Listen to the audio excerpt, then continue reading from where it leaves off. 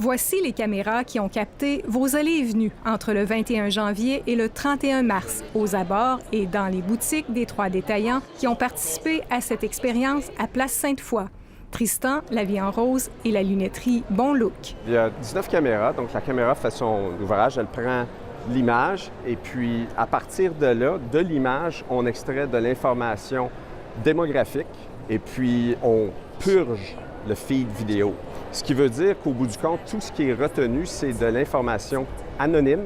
On a identifié le genre et l'âge et mesuré l'humeur des clients. Donc, si, par exemple, La Vie en rose et Tristan veulent savoir combien de femmes âgées de 30 à 40 ans sont passées devant leur boutique entre 15h et 16h un samedi, on sait que c'est 539. Même si les images n'ont pas été conservées, cette pratique appelée analyse de vidéos anonyme pose des questions sur le droit au respect de la vie privée. D'ailleurs, la Commission d'accès à l'information a avisé Ivano et Cambridge qu'elle mène une enquête sur cette pratique. La Commission ne donne pas de détails ou d'entrevues pour l'instant, puisque l'enquête est en cours. Ivano et Cambridge a aussi reçu une dizaine de plaintes de consommateurs. On les prend tous très au sérieux. On essaie de répondre au mieux. Et puis vraiment, on a choisi une technologie qui est axée sur l'anonymisation, de façon où il n'y a pas de reconnaissance. Les 2 partenaires estiment qu'ils ont bien informé leurs clients. Toutefois, nous avons constaté que les autocollants explicatifs étaient peu visibles en bas de vitrine. Puis, les employés des commerces étaient parfois incapables de répondre aux questions et inquiétudes des consommateurs. Est-ce que, comme je le disais plus tôt, il y a moyen de faire mieux? Certainement. Donc, possiblement, comme je le disais, que ça peut être sous la forme de formation additionnelle pour nos détaillants. Ça peut être sous la forme d'une signalétique plus grande. Avoir un kiosque explicatif, démonstratif de la technologie pour que les gens comprennent vraiment et assimilent bien et comprennent en fait que c'est là, c'est quelque chose qui se fait. C'est le genre de choses qu'on analyse. Ce professeur de droit estime qu'il en revient à la Commission d'accès à l'information de déterminer si cette pratique est légale et éthique.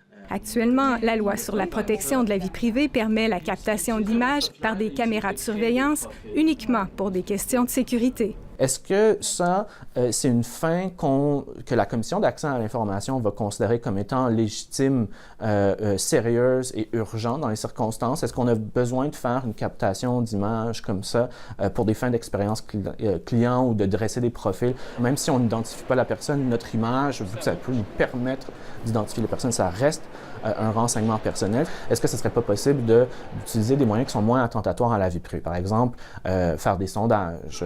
Les marchands participants, eux, sont satisfaits des informations recueillies. Ils poursuivraient volontiers l'expérience, mais sont aussi conscients des enjeux. Peut-être que ça va nous donner des outils pour être meilleurs en tant que détaillant. Oui, il y a peut-être une facette, comme je veux dire, légale, mais il ne faut pas fermer la porte à des affaires comme ça. Si on voit que le projet continue à être, somme toute, quand même bien accepté par les gens, on serait intéressé à continuer. Mais moi, dans ma tête, ça va vraiment main dans la main avec l'acceptabilité sociale. Ivano et Cambridge examinent la possibilité de mettre en place un 2e projet pilote. L'entreprise se questionne à savoir si elle utilisera ou pas cette technologie.